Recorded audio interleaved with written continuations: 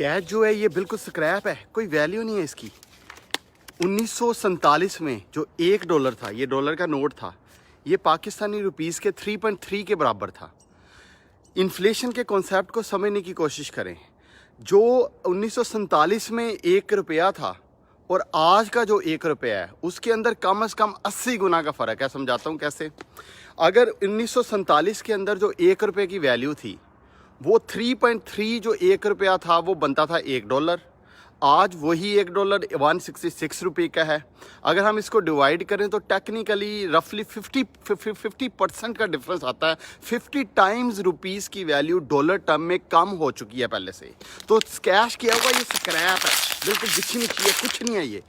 अगर आप इस रियल मनी और फेक मनी के कॉन्सेप्ट को अंडरस्टैंड करने की कोशिश करें, जो पानी की बोतल आज आपके पास आती है ये आज से 50 साल के पहले 50 टाइम कम प्राइस पे थी। अगर जो लोग अपने बैंकों में पैसा रख के बैठे हुए हैं और वो समझ रहे हैं वो अमीर हैं, उनसे बड़ा बेवकूफ़ बंदा, डफर बंदा है कोई नहीं। उसकी वजह ये है कि जो आपके बैंक में पैसा पड़ा है वो कम से कम होता जाना है, क्योंकि गवर्नमेंट ने नोट प्रिंट करते जाना है।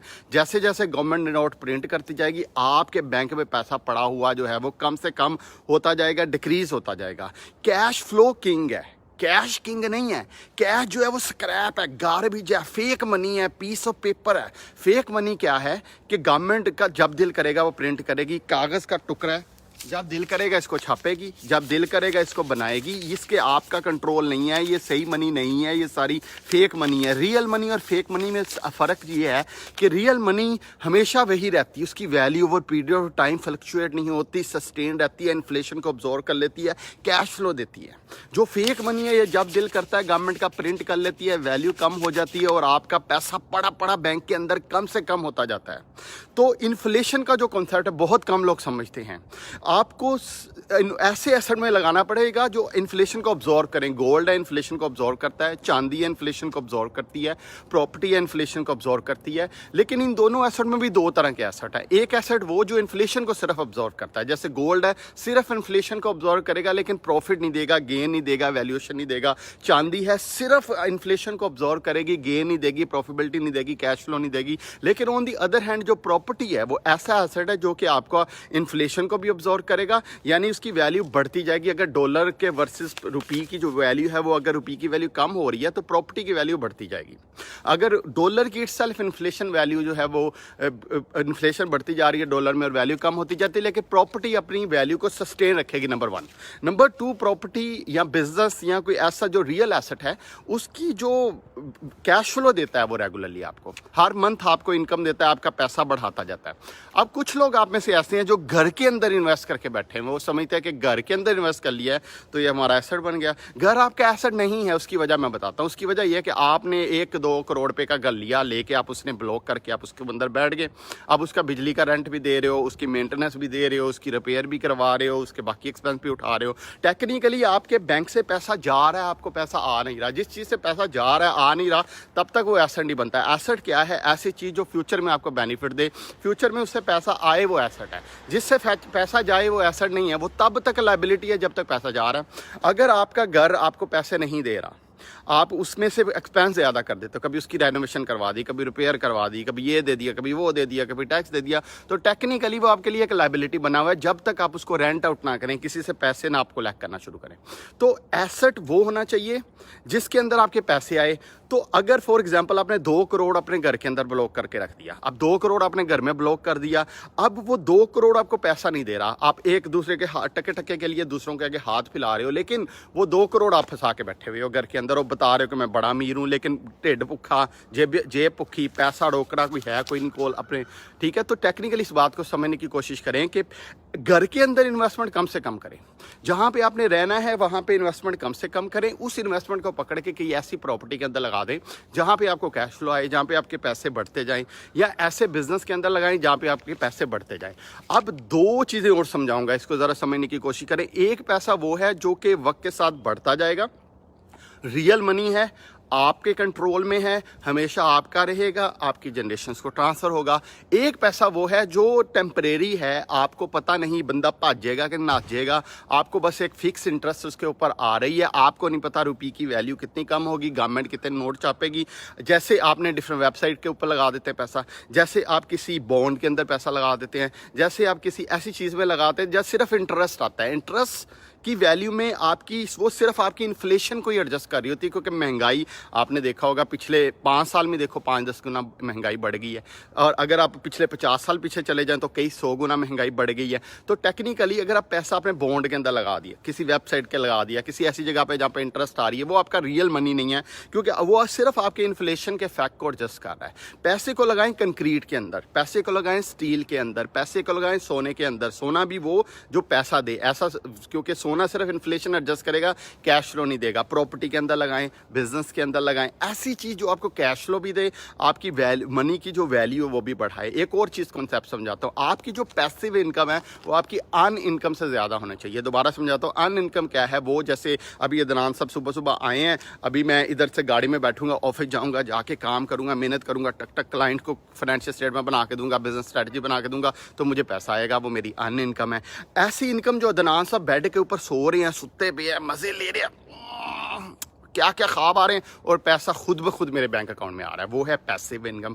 आपकी जो पैसिव इनकम है, जो मेरे सोते हुए खुद ब खुद आती जाए, वो आपकी अर्न इनकम से ज़्यादा होनी चाहिए। वो तभी आ सकती है, वो कैसे आ सकती है? वो तभी आ सकती है कि आप अपनी अर्न इनकम, जो पैसे आप कमा रहे हैं, उसमें से आप 40% अपना हर मंथ बचा के आप इन्वेस्ट करते जाओ।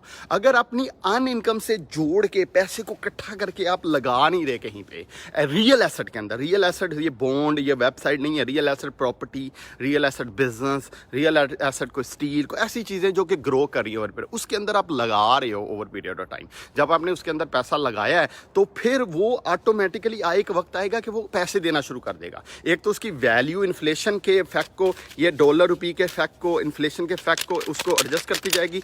दूसरी चीज़ वो ये करेगा कि आपको पैसे देना शुरू कर देगा। वो पैसे आहिस्ता आहिस्ता बढ़ते जाएंगे, जैसे जैसे आपने लगाते गए पैसे बढ़ते। अब कुछ को लोग क्या करते हैं कि वो पैसा बिल्कुल अपनी सैलरी में से 40% जोड़ते हैं, लेकिन जोड़ के वो लगाते कहाँ पे हैं? वो बैंक में रख देते हैं। वो बेवकूफ़ तरीन इंसान है। और कई लोग मैंने ऐसे देखे 15-15 लाख रुपया पिछले 5-5 साल से रख के कमले ये बैठे हैं, और वो पैसे 15 लाख की वैल्यू आज के इक्वलेंट जो पैसा है उसके 5 लाख के बराबर है। तो ये चीज़ को आपको पैसा ऐसी जगह पे लगाना है जहाँ के आपको कैश आए। एक और चीज़ आपको बड़ी अच्छी से समझाता हूँ कि जो आपको पैसे होते हैं ना, ये जो डेट है ये बुरी चीज़ नहीं है। जो आप किसी से उधार लेके अपना एसेट बना दो ना, वो बुरी चीज़ नहीं है। उधार लेके खर्च लेना बुरी चीज़ है। ये अक्सर लोग कहते हैं उधार ज़्यादा से ज़्यादा लिया करो। जितना कम इंटरेस्ट फ्री उधार मिलता है, जहाँ से मिलता है, लेके उसको फिक्स एसेट के अंदर लगा दो, उसको प्रॉपर्टी के अंदर लगा दो, कैश फ्लो के अंदर लगा दो, बिजनेस के अंदर लगा दो, जहाँ पे आपकी पैसे बढ़े। क्योंकि एक साइड पे आपने कोई कुछ भी नहीं देना, कोई कॉस्ट ही नहीं आ रही आपकी, अगर आपने इंटरेस्ट फ्री ले लिया या कम इंटरेस्ट पे ले लिया। दूसरी साइड पे आप उस पैसे से इनकम कमा रहे हो, पैसिव इनकम कमा रहे हो। तो उधार जो है बुरी चीज़ नहीं है। जिसके ऊपर ज़्यादा उधार है ज़्यादा अच्छा है। दोबारा बोलता हूँ, मेरी बात सुनो, टेंशन न लिया करो उधार की। जिसके पास ऊपर ज़्यादा उधार है ज़्यादा अच्छा है, क्योंकि आप लोगों का पैसा अपने पैसे के लिए यूज़ कर रहे हो। लेकिन उन्होंने डेफिनेटली मिस यूज़ नहीं करना किसी को, किसी का जो कमिटमेंट है उसको डेफिनेटली आपने फॉलो करना। लेकिन समझाने की बात यह है कि उधार बुरी चीज़ नहीं है। एक गुड उधार और बैड उधार में फ़र्क है। बैड उधार के आपने लिया, ला के आपने जाके कपड़े जे ले लिया, कोट जा ले लिया, पैंट जी ले ली, ये है बैड उधार के आपने उधार पकड़ के गलत जगह खर्च कर दिया। एक है गुड उधार। गुड उधार के आपने उधार पकड़ा और कैश फ्लो एसेट में लगा दिया, प्रॉपर्टी के अंदर लगा दिया, बिजनेस के अंदर लगा दिया, ऐसी चीज़ के अंदर लगा दिया जिसके अंदर आपको पैसा आ रहा है, आपकी पैसिव इनकम आपकी बनती जा रही है। और एक और बात, पैसे को जब तक आप अर्न ना करें तब तक आप स्पेंड ना करें। दोबारा बात को समझाता हूँ, पैसे को जब तक आप कमा ना लें, आपकी जेब के अंदर ये पैसा, ये आपकी जेब के अंदर ऐसे करके ऐसे करके जब तक जेब के अंदर आ ना जाए तब तक उसको खर्च नहीं करना। ये नहीं कि किसी को फाड़ के खर्च कर दो, ये बहुत बड़ी गलती होती है। ये नहीं कि आप कहेंगे यार मेरे पास पैसा है ही नहीं, चलो यार उधार लेके खर्च कर देता हूँ। नहीं, पैसा जब तक आए ना, आपकी जेब के अंदर रिसीव हाथ में ऐसे पकड़ के जेब के अंदर रख के ऐसे पैसा आए ना, ना ना ना ना ना ना ना, तब तक आपने पैसा खर्च नहीं करना। अगर आप उसको खर्च कर देंगे तो फिर भी वो आपका नुकसान हो जाएगा।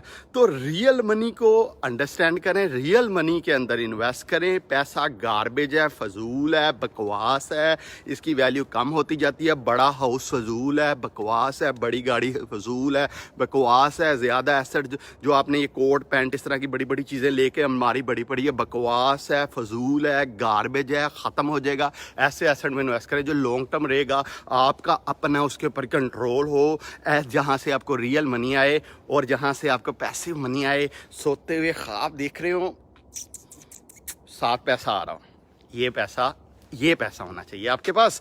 आपकी ऑटोमेटिकली वेल्थ बढ़ती जाएगी।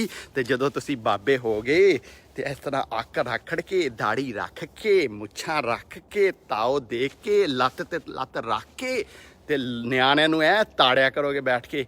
ਤੇ ਆ ਕੇ ਚੌਧਰੀ ਸਾਹਿਬ ਅਖਬਾਰ ਪੜ੍ਹ ਰਹੇ ਆ, ਚਾਹ ਦਾ ਕੱਪ ਕੋਲ ਹੈ, ਇੰਪਲੋਈ ਆ ਰਹੇ ਅੱਗੇ ਪਿੱਛੇ ਫਿਰ ਰਿਹਾ। ਇਹ ਹੋਣੀ ਚਾਹੀਦੀ ਬੁੱਢੇ ਵਾੜੇ ਟੋੜ ਬੰਦੇ ਦੀ।